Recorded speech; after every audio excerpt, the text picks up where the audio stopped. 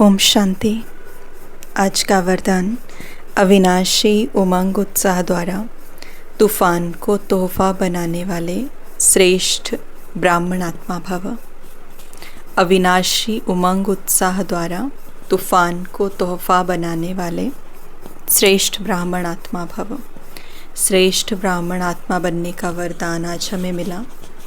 बाबा ने वरदान को एक्सप्लेन किया, उमंग उत्साह ही ब्राह्मणों की उड़ती कला के पंख हैं। उमंग उत्साह ही ब्राह्मणों की उड़ती कला के पंख हैं। इन्हीं पंखों से सदा उड़ते रहो। ये उमंग उत्साह आप ब्राह्मणों के लिए बड़े से बड़ी शक्ति है। नीरस जीवन नहीं है। उमंग उत्साह का रस सदा है। उमंग उत्साह मुश्किल को भी सहज कर देता है। वो कभी दिल शिकस्त नहीं हो सकते।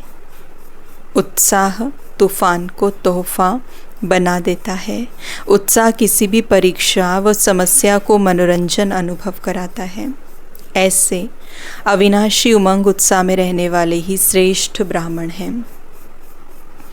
उमंग और उत्साह, इंथुजियाज़म जो है, जो अंदर की विल पावर है, वो बहुत ज़रूरी है। जब हम एक है ना नीरस जीवन हो जाना, और एक है कि जीवन में ऐसी अनुभूति होना कि हर पल जीने में मज़ा आ रहा है।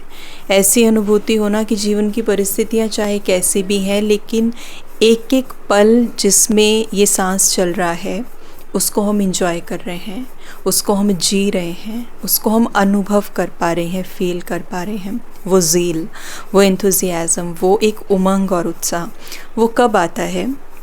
जब अंदर सकारात्मकता होती है, पॉजिटिविटी होती है। और इसीलिए बाबा ने जो ज्ञान है, सबसे पहली चीज़ हमारे अंदर क्या लेके आता है, बहुत सारी चीज़ों के साथ, उमंग और उत्साह।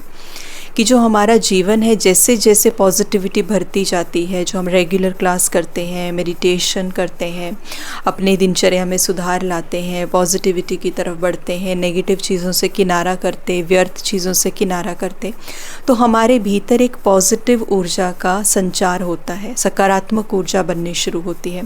और जब सकारात्मक ऊर्जा बनती है, वो इकट्ठा होती है, तो हमारे सामने परिस्थितियाँ तो आती हैं एज़ यूजुअल, जैसे आ रही थी अभी तक, वो आती ही हैं, आती रहेंगी।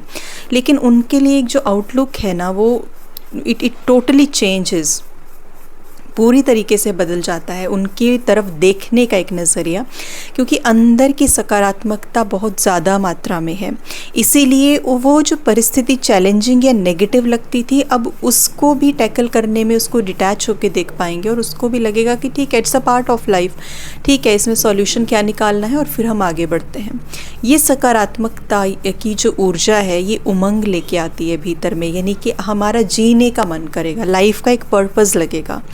अभी तक क्या होता था, जब सारी चीज़ें नेगेटिव दिखती थी, जब ज्ञान नहीं था, हम क्यों आए हैं, कौन है हम, रिश्तों में क्या हो रहा है, कौन हमें नेविगेट कर रहा है, क्या भगवान चला रहा है, भगवान हमारे साथ ऐसा करता है। व्हेन देयर वाज अनअवेयरनेस, जब वहाँ पे कोई ज्ञान रूपी सोजरा नहीं था, दिन नहीं था, अंधियारा था, रोशनी नहीं थी, तो हमारा जीवन नीरस था। नीरस क्यों? क्योंकि ऐसे लगता था it's totally hopeless, pessimistic approach, कुछ आशावादी है ही नहीं, क्योंकि लगता था पता नहीं किस्मत से हो रहा है, भाग्य से हो रहा है, भगवान कर रहा है, कौन कर रहा है। बहुत ज़्यादा निराशाजनक हम हो जाते थे। हाँ, 20-25 तक की एज तक we were like okay, enthusiasm है, क्योंकि यंग ब्लड जिसको हम कहते हैं कि वी वर एक्सपीरियंसिंग द वो वाला पीरियड अपनी लाइफ का, जो हेल्थ वाइज भी अच्छा है, और वैसे भी ज़्यादा सिचुएशंस नहीं है, तो वी वर लाइक कि ठीक है, कॉलेज तक we were enjoying the life, and after that जो रिस्पॉन्सिबिलिटीज़ आ जाती हैं, तो वो सारी चीज़ें निराशा में बदल जाती हैं। लेकिन जब ज्ञान मिलता है, अज्ञान का अंधेरा दूर होता है, अपना पर्पस समझ में आता है, तो उस समय पे वो उमंग, वो विल पावर, वो चीज़ें अंदर भरती हैं, और फिर वो अनुभूति होती है कि जीवन है तो हमारा है। तो इसीलिए बाबा ने कहा कि तोहफा बन जाता है। स्लोगन, शांति की वास धूप जगा कर रखो तो अशांति की बांस समाप्त हो जाएगी। शांति की वास धूप जगा कर रखो तो अशांति की बांस समाप्त हो जाएगी। एक ऐसी जगह पे अगर हम बैठे हैं जहाँ पर बहुत हमें स्मेल आ रही है, किसी चीज़ की गंदगी की स्मेल आ रही है, बैठना वहीं है और कहीं जा नहीं सकते हैं, तो व्हाट विल डू कि एक अगरबत्ती हमने जला के रख ली, सुगंधित कर देगी वो वातावरण को। तो वो अगरबत्ती से क्या होगा, वो जो स्मेल है गंदे वाली, वो जो चीज़ें हैं, वो गंदगी, उसकी अनुभूति नहीं होगी, राइट, जब तक कि वो जल रही है। द मोमेंट वो अगरबत्ती बुझ जाएगी तो अगेन प्रोसेस वो स्टार्ट हो जाएगा। उसी तरीके से आसपास का वातावरण दूषित है, बहुत तरीके के विकारों का प्रदूषण फैला हुआ है।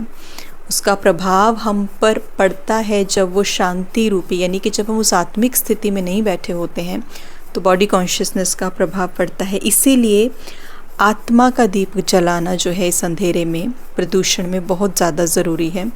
तो जैसे ही वो दीप बुझ जाता है, आई एम सोल, जैसे ही ये दीप बुझ गया और जैसे ही बोला मैं बॉडी हूँ, तो we again start absorbing all those energies and emotions and everything, that consciousness of being body, वो हम फिर से लेना शुरू कर देंगे। तो इसीलिए इस कॉन्शियसनेस में रहना all the time is very very important, that I am a soul. क्योंकि वो दीपक जब तक जलता रहेगा, वो अगरबत्ती जब तक जलती रहेगी, हमारे अंदर हम उन चीज़ों को एब्जॉर्ब नहीं कर पाएंगे जो बाहर चल रही हैं। और होगा क्या, जैसे हम उनको बॉडी कॉन्शियसनेस वाली चीज़ों को एब्जॉर्ब करते हैं तो हम वीक होते हैं अंदर से।